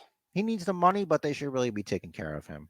Yeah. Then again, I don't know what their relationship is, like how much he's done with them wrestling wise with his body, Hmm. So I don't know. It's a little bit different than talent, I guess. But talent is talent. Anyway, this is too long. I'm sorry, Jerry. Next match, please. This next match was scheduled for one fall, and it would have to be, without a doubt, the dumbest idea Kevin Owens has had in a long time. And let me tell you why. Because the tag team champions are no longer the tag team champions.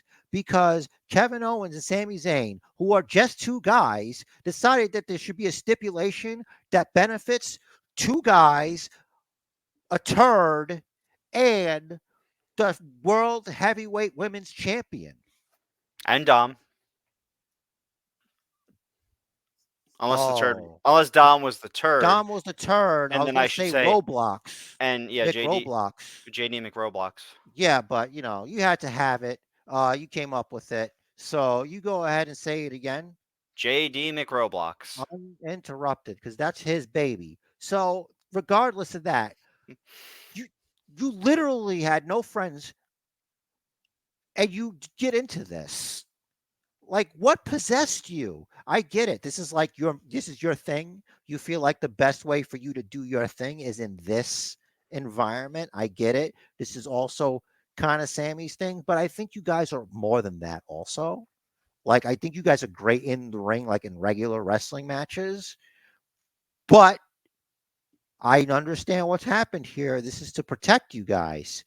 But it's like I feel like the guys that beat the longest reigning WWE undisputed, the first undisputed WWE champions should have had like more like credible defenses against tougher opponents before losing it to these guys like this.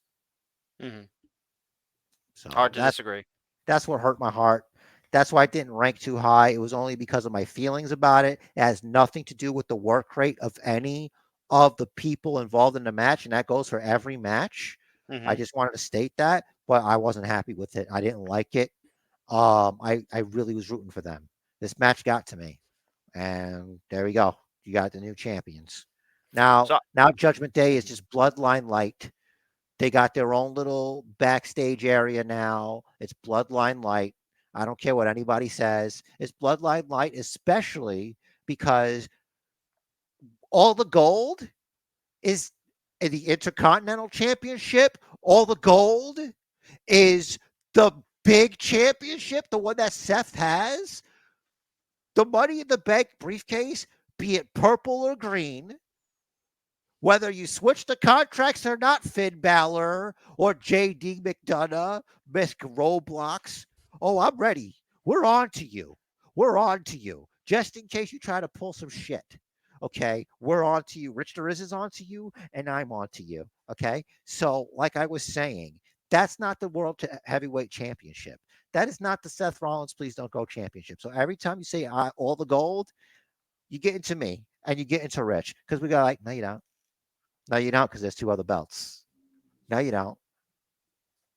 Recently, we've got the longest reigning intercontinental champion in Gunter, the ring general. What do you have? The undisputed tag team championships. The you know what? I get it. I get it. They're confusing the North American championship with the intercontinental championship. That's not the mid card championship for this show, buddy. That's the Right. mid card championship for WWE College. Okay? Hmm. That's what that is. No disrespect to the fine men and women. Prayers for Von Wagner on NXT. Okay? Hmm.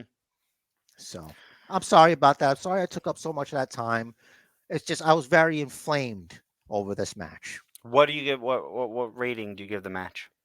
I gave it a 3. I'm pretty sure Oof. Okay. because, So like I said, it wasn't the work rate. It was I wasn't happy with it. That's all. I hear you. As a So I give it a higher rating. First, I'll tell you why. Because due to the no disqualification nature of a street fight, whatever additives you want to add on to the name of street fight, Philadelphia, Steel City, Broadway, blah blah blah, street fight, whatever. it's the Steel City. Did you know Yeah, they were dressed like hockey players? yeah, They changed their clothes, Rich. they did. So that was That good. was okay. Yeah, But like all the outside stuff was within the parameters of the match. So it was not considered and cannot be considered interference. It has to be considered as part of the match. So right. because of that, I take the entire match as a whole, not putting an asterisk of, well, it was 5-on-2. I give that match a 4.3 out of 5. But Much that was higher my rating than you, obviously. but that was my point. Was it? Hmm. Wasn't it that storyline wise, Kevin Owens asking for this match that put them at a disadvantage right away. That doesn't take Right. away from that's the reason. I'm True. going in the parameters of the story. Like Hmm. I felt like that was not a smart move from Kevin Owens. I You agree. know, But we're not so rating Kevin Owens' decision. We're rating the match. I'm yeah, rating and the the match. match is a story. There's a story in the match, and I didn't like it. Okay. I just went through this whole thing about how it bothered me emotionally. Hmm. I was in on it, so that's why I got the rating it got. Like Okay. I gave a whole explanation for this. You did. I got to be thorough, Hmm. rock hard, like Juice Robinson Whatever he does.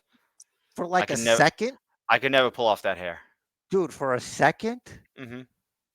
Jake Hager was being announced as rock hard Jake Hager That's for true. like a second, and then it stopped, and I think that's why. You can only have one rock hard guy. We got. I'm sorry, dude. I'm the rock hard one. Obviously, I have the charisma, and you have the so-so Bellator. Yeah, Like let's Tony Storm was just. Tony Storm was probably like, actually, Tony Storm is the main reason. Like you can't. This doesn't come from nothing. This hmm, confidence, it came from somewhere. It's too powerful. yep. All right. Juice Robinson, Jack Perry. Who else? Who else? So far, the similar hair. Yeah, but hotties on the other end. That's what I'm saying. It's got to be like this rock starness to them. This false rock starness. Hmm. Like wrestling rock staritude.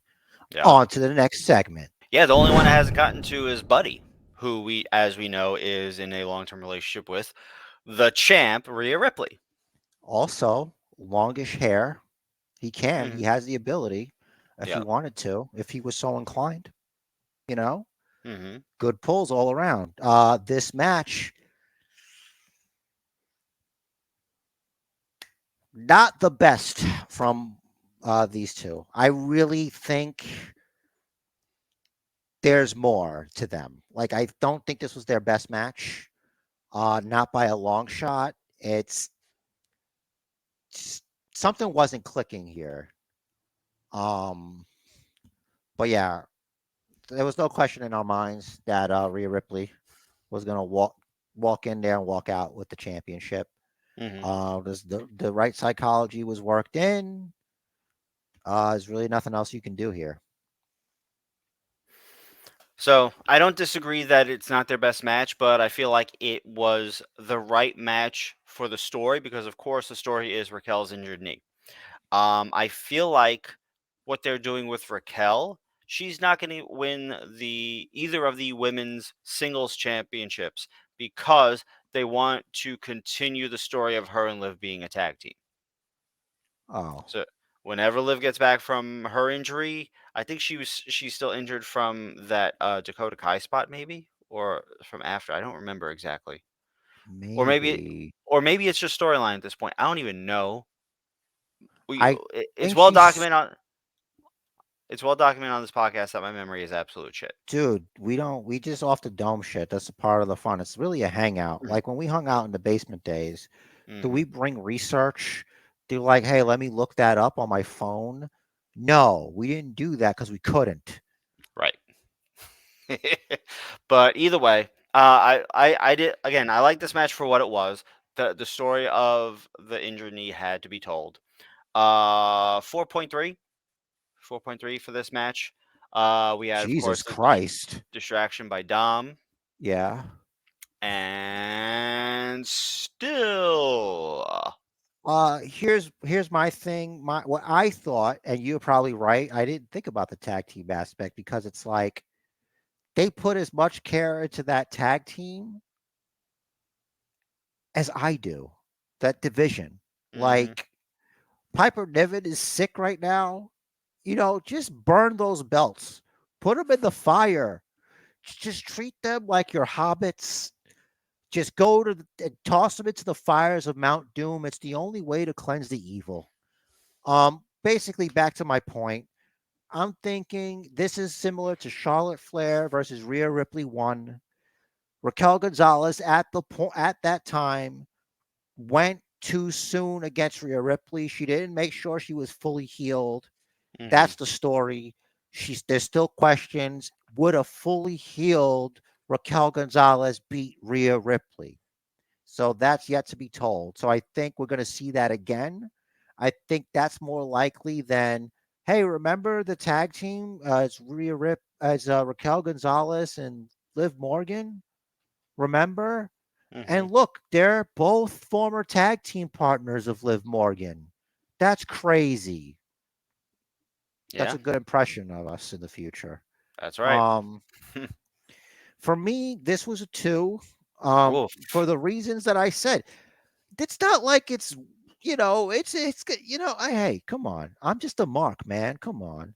Listen, it's like if they went and looked back at a Basement Bookers podcast episode, I don't care what number, and they were to like rate it, they probably do like a 2 or a 1. And I would also be like, I'd Ralph Wiggum right now. I'd be like Ralph Wiggum. If they go to Raquel Rodriguez over here, formerly known as Raquel Gonzalez, and Rhea Ripley, they're like, look at these assholes. Look what they said about you. Mhm, How about you review them? And then Rhea Ripley be like, I don't rate dickheads. And then I'm mhm, all like, "Ugh." And then Raquel Rodriguez, she's like, a 0. Was it? There's no number for these guys. And I'm like, full Ralph Wiggum. I'm like, "Eh, eh," like that. That's what would happen. All right. So let's move on before I get sad. I think that's perfect. More. mhm. So I know we're all set up with the image of the main event right down there. Before we get to that, we had two talk segments, one of which was a quick little mark out moment for me. We had kind of John Cena, but more Lance Catamaran interviewing the brand new tag team champions, Finn Balor, Damian Priest. That was a fun little moment, wasn't it? I thought it was. It was almost rumored that they said he was channeling his inner Lance Catamaran. Mm, You should yeah. have just let it happen. The reels know. There's a way to be like, yeah, some Southpaw wrestling right over there, or whatever. Oh my Mm, God, I love Southpaw wrestling. That's I don't if it's probably on the Peacock, formerly on the WWE network. I would check that out. So fun. John Cena being like a Vince McMahon type commentator guy. And hmm it was Fandango was his partner. I forgot what his name was. Rich, do you remember what his name was? He was like really sad or Ooh. something. I know, right? Now we look like idiots. You know what? Well, because see, thing is, in my head, I was going to the losses to AEW from Southpaw, including I don't remember Renee's name on Southpaw, but Renee Yeah, and Renee, who was the ex-wife of Fandango's character, who's on commentary with John Cena, who's always sad. right, so good. Dude, I Also, love that. I saw some footage of like early um AEW, and I completely forgot the Gallows and Anderson were there.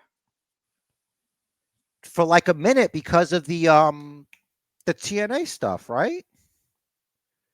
Because Was they that were why? because they were the Good Brothers, and there was the crossover.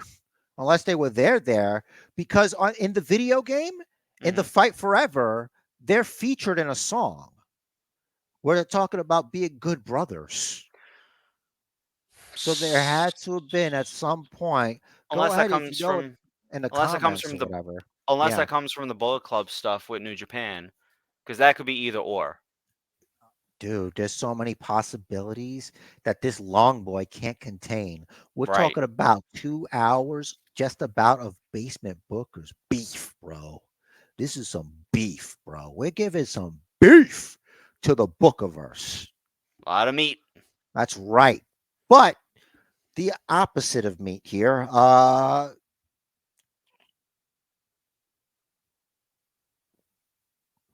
the Waller effect, right? Grayson Waller. With Cody. Hmm Um Jey Uso is on Raw now. Quote, It's it's me. just him, Oos. Yeah, it's just me, Oos. Day one ish. Yeah, they just kept that. I don't hate it. It's kind of lazy, but I like it. It's weird. I don't It's know. very face. Yeah, it's like it kind of reminds me of like how like everything used to be a rap, Hmm like that, like really positive, very like bright colors, Yep. high top fades kind hmm of thing. Um I was thinking like is he just before I forgot he was main event Jey Uso, I was going to call him is he going to be is just me Jey Uso? But is it going to be just main event Jey Uso? Mm. I like Just just Jay for me. sure. Yeah, just Jay. Just I like just Jay. Jay. You know what? Because listen, main event Jey Uso was a name that was given to him. Yep. But just Jey Uso, that's yours, Jay. And Uso means brother. That's right, So if dude. it's You're a just just him, brother. what brother are we talking about? It's just Jay. It should be just Jay. It's just Jay. Hmm Just And Jay, dude. speaking of music, I like Jimmy's new music. It's a little bit more. So I don't know if this is in my mind, but are there is one's Titantron more red and the other one's more blue than the other with Jay and Jimmy? Jimmy's is red, similar, more similar to Bloodline stuff. And Jay's Um, is bluish, right? I think so. That's kind of cool contrast. Yeah. All right, we're talking about it. We got to talk about this. If we're wrong, we're idiots, but whatever. We know that. With this is what the fuck is going on with the bloodline? Like, I'm twisted up, bro. I'm sorry. I got to admit this. I know Mhm. you're on the island and you really can't say stuff as loud as me because I'm here, like in America. Mhm. Um, so like me being an American and all, I was thinking like this doesn't make any fucking sense. Because first Jay was like, I'm out, you know, Mhm. and then he's like, I don't want you to turn into Roman so you can't pin him. But now he's like, I'm in though. Mhm. Like, I don't know what to do with this. Like, That's I'm Jimmy. confused. Mhm. So I mean, I could tell you from the island. Jimmy, yeah. Yeah. Um, as you see, it's still peaceful, right? The turmoil is gone. Right now, Roman is deliberating. He's talking to the elder chiefs. They are discussing the situation. There's no actual drama at the moment, but there are talks about how this will be handled within the family. Are you overhearing anything about the fact that the Judgment Day are claiming that the bloodline is crumbling? And two, the Judgment Day served up AJ Styles after his victory over Jimmy Uso as a sacrificial lamb to Solo. I haven't heard anything about that yet. I did hear Roman's reaction to the Judgment Day's claims, and I can tell you 100% he chuckled. So I think we know where that stands. Now it's time, since we've addressed the bloodline, Hmm. stay away from LA Knight. Yeah. Yeah. Shinsuke Nakamura versus Seth Rollins in the main event for everything. Hmm. Literally everything that matters on the Basement Bookers podcast.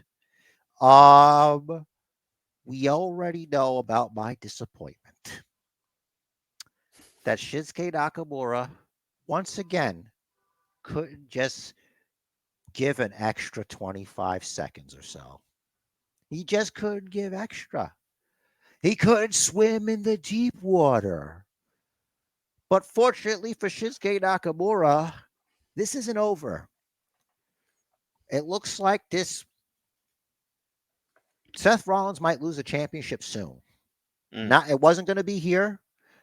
In no way, shape, or form did I think that Seth was going to lose. At no point, even after the really, really dope intro that Shinsuke had, I Hmm. love that stuff. That Like, was great. I feel really like liked it a Jared's lot. marking out for that. Yeah, like, dude, Mm. that was incredible. Chef's kiss. I love good art, but it just wasn't going to happen for Shinsuke. Hmm. Um, And for the record, I did take Google Translate to Seth's back tattoo. Should have done it on air last week, but hey, whatever. Um, that back tattoo that Shinsuke's talking about, saying that Seth isn't living up to it, the Seth's back tattoo says loyalty. he's not living up to loyalty. In what way is S- he not loyal to Shinsuke? I feel like there we're gonna hear more of the story from Shinsuke himself, and I'm okay with And this. all right, all right. What is next? Is it Survivor Series? There's something before Survivor Series, I believe. Let me No take a Mercy or something? look. No, that's No NXT. No Mercy Mercy, is right? NXT. I'm Yeah. scrolling. After No Mercy is Fastlane. All right. So I'm ready for Fastlane. Shinsuke Nakamura versus Seth Rollins at Fastlane. Hmm. That's gotta be it. Rate this match. Personal. Look, I took this personal. Obviously, this cost me. Not only did it cost me the basement championship, like it really made me think about a lot of things, like how, like I see the world, how I approach things. Um, and it really took something away from me because I was really proud of being the messiah of the tiebreaker. And it wasn't until I kept bragging about it that it happened in a tiebreaker. And that really puts things into perspective. Do you want to be angrier? No, but you know what? Since you brought it up, we might as well let's do this right now. So since my tiebreaker guess was 26 minutes and your tiebreaker guess was 26 and a half minutes, Shinsuke only had to last, and the match went 26 minutes, 5 seconds. 10 more seconds would have been a tie. 11 more seconds, you would have won. I try not to think about things, but you're right. And now Shinsuke Nakamura doesn't know it, but we now have a feud. It is a feud that will not end until I forget about it. And you don't know when that's going to be. It could be next week. It could be tomorrow. It could be 5 minutes from now. But at the end of the day, I respect you, Shinsuke Nakamura, but I fucking hate you. You ruined my life. You ruined my life. Like, I don't have a lot of stuff. No. Being the messiah of the tiebreaker, that was nice. That was a nice thing to have. But I can't have nice things because Shinsuke Nakamura could. All right. So, personally, I give this a 2. I give this a 2. One for Seth Rollins and one for Shinsuke Nakamura. All things being equal. Okay. I gave this match a 4.8. This was a good match. It told the right. story. It told the story well. It told the story consistently. There were times I was legit concerned about Seth's damn broken back. Well done. Loved it. Dude, I'm no mathematist. I know. But if you want, you could take my 2 and turn it into a 0.2, and you could put it with your 4.8, and you could have yourself a 5. And I have it a big, fat 0. Ha ha ha. Good Seth laugh. Thank you. That was the point. Love it. All right. Overall review of Payback. I gotta say, Payback delivered. Payback was the right amount of time, judging from the length of this episode, and also my sanity. So really, it is personal. Payback. I'm sorry. Maybe for the young kids, it's okay to have 19 matches on a wrestling show. But I'm 40-ish. I'm gonna need some shorter shows. That's too much. I need one sitting, bro. I can't do part 1, part 2. Jesus Christ. It's a lot. So, yeah. Rich, you wanna, My rating for the Payback overall, I think I'm going 4.6. I give it a 5. I give it a 5 because it would normally be like a 4.6, Mm-hmm. but it's a 5 because All Out was the same weekend. Mm-hmm. And that shit was too fucking long. That sorry. shit was too fucking long. I'm sorry I'm old. But All AEW pay-per-views go long. did we need all that? We could have just broken it up. That's like weeks of TV. If you think of each one as like a main event of a show or something, right? You could spread it out like butter on toast, Tony. He's still learning. All right, well, we've given our ratings for All Out and for Payback. Let us know what you thought of the shows, All Out, Payback. Let us know what you thought of this episode. Hit us up. The link tree's down below. Hit us up in the comments. Of course, his email. Everything's in the link tree except Instagram, Basin Bookers Pod on Instagram. It's a ghost town. Subscribe to the YouTube. I'm tired. Yeah, and Jared's got a party message. The match of life is scheduled for one fall. So make it count. Do what the man says. Follow the bookers. And please, if you like this video, give us the like. It costs nothing. Hit the subscribe button. And you'll always know when we're around because the Basement Bookers podcast is your hookup. Holler if you hear us. That's not the catchphrase. We don't have one. But that's Rich DeRiz, the man right there. Thank you, Rich DeRiz, for coming. I'm Basement Chair, together with the Basement Bookers podcast. We'd love to hear from you. Rich already gave you the lowdown. And one more time, big happy birthday to the first non-relative supporter, not like first person to really get it and every episode. Manny, happy birthday again, and thank you for being a true Basement Bookers listener and YouTube watcher. Thank you for Appreciate support, that. Thank Manny. you. Happy birthday.